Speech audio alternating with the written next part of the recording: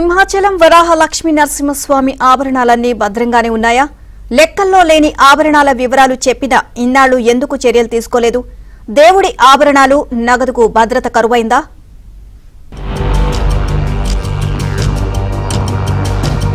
సింహాచలం వరాహ లక్ష్మీ నరసింహస్వామి ఆలయం హుండీ లెక్కింపులో దేవస్థానం ఉద్యోగులు చేతివాటం చూపారు. ఈ ఇంటి దొంగలను ఈవో స్వయంగా గుర్తించి చర్యలు తీసుకున్నారు. గతంలో సింహాచలం దేవస్థానంతో పాటు ఉపాలయాల్లో ఆభరణాలు లేవంటూ వాటి లెక్క చూడాలంటూ కడపకు చెందిన ఓ భక్తుడు దేవాదాయ శాఖ కమిషనర్ కు ఫిర్యాదు చేశారు. ఈ ఫిర్యాదుపై అసిస్టెంట్ కమిషనర్ పల్లంరాజు విచారణ జరిపారు. అనేక సార్లు ఆలయ అధికారులు పూజారులతో మాట్లాడి గత జనవరి, ఫిబ్రవరిలో సింహాచలం వచ్చే ఆభరణాలు తనిఖీ చేశారు. ఫిబ్రవరి 27న అమరావతిలో నివేదిక సమర్పించారు. అనేక లోపాలను గుర్తిస్తూ నివేదికను ఇచ్చినట్టు తెలుస్తోంది.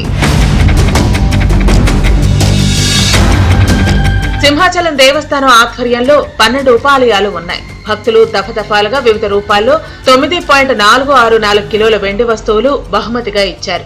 వీటిని సంబంధిత పూజారులు అధికారులకు అప్పగించి రికార్డుల్లో నమోదు చేయించాల్సి ఉంది. ఇక్కడే అసలు విషయం బయటపడింది. మొత్తం 16 వెండి వస్తువులను లెక్కల్లో చూపలేదు. వెంకటేశ్వర స్వామి దేవాలయంలో 248 గ్రాముల వెండి పళ్లం, గ్రామదేవత పైడి తల్లమ్మ ఆలయంలో 329 గ్రాముల అరిటాకు పళ్లం, బంగారమ్మ ఆలయంలో 16 గ్రాముల బరువున్న 2 సూత్రాలు, భైరవస్వామి ఆలయంలో 208 గ్రాముల అర్ధకిరీటాలు 2, 1.15 కిలోల బరువు గల రాళ్ల కవచం, మాధవతార వేణుగోపాల స్వామి ఆలయంలో 89 గ్రాముల పంచపాత్ర, ఉద్ధరణి, మాధవతార మల్లికార్జున స్వామి సన్నిధిలో 552 గ్రాముల అష్టలక్ష్మి బిందె, 640 గ్రాముల బకెట్, చెంబు, చెంచా, 790 గ్రాముల ధారపాత్ర, 2.820 గ్రాముల పానుమట్టం, 218 గ్రాముల నాగాభరణం, సింహగిరిపై కాశీ విశ్వేశ్వర ఆలయంలో 835 గ్రాముల ధారపాత్ర, 260 గ్రాముల సెటారి, 955 గ్రాముల పళ్లం, గంగాధర సమీపాన ఉన్న సీతారామస్వామి దేవాలయంలో 78 గ్రాముల కిరీటం. వీటి వివరాలు రిజిస్టర్లో నమోదు చేయలేదనే విషయం గుర్తించి నివేదికలో పొందుపరిచారు.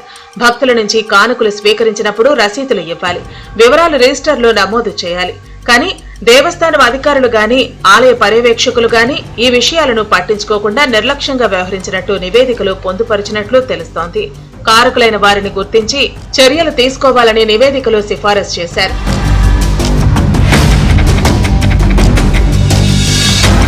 అలాగే కొన్ని బంగారు ఆభరణాలు బరువు తగ్గినట్టు గుర్తించారు. కొండ దిగువన పూదోటలోని వెంకటేశ్వర స్వామికి 111.38 గ్రాముల బంగారు ముత్యాల హారం ఉండాలని రిజిస్టర్లో నమోదు చేసి ఉండగా ఆలయంలో 36 గ్రాముల బంగారు గొలుసు మాత్రమే ఉన్నట్టు గుర్తించారు.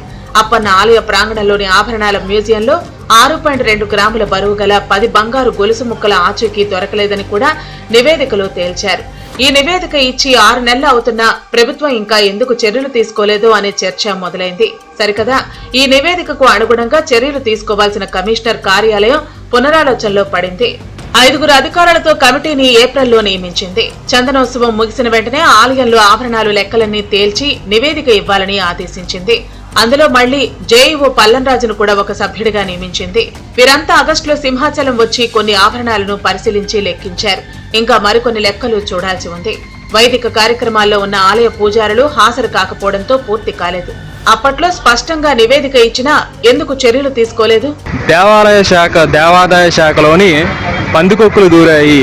భక్తులు సమర్పించినటువంటి బంగారు ఆభరణాలు, వెండి వస్తువులు మాయం అవడం అనేది చాలా బాధాకరమైనటువంటి విషయం. దేవస్థానం సిబ్బంది కావచ్చు, ఎండోమెంట్ డిపార్ట్మెంట్ కావచ్చు, వీళ్ళందరూ కూడా దీని మీద ఖచ్చితమైనటువంటి బాధ్యత తీసుకోవాలి. ఏ అయితే ఉద్యోగులు ఉన్నారో వాళ్ళందరూ కూడా దీని మీద బాధ్యత తీసుకోవాలి ఖచ్చితంగాన. మళ్లీ 5 సభ్యులతో కమిటీ ఎందుకు వేశారో తెలియని పరిస్థితి. ఆలయ సిబ్బంది చేతివాటం పెరిగిందనే విషయం హుండీ లెక్కింపుతో బయటపడింది. నివేదికలో కూడా ఇదే పొందుపరిచారు. ఇప్పటికైనా బాధ్యులపై చర్యలు తీసుకోవాలని భక్తులు కోరుతున్నారు.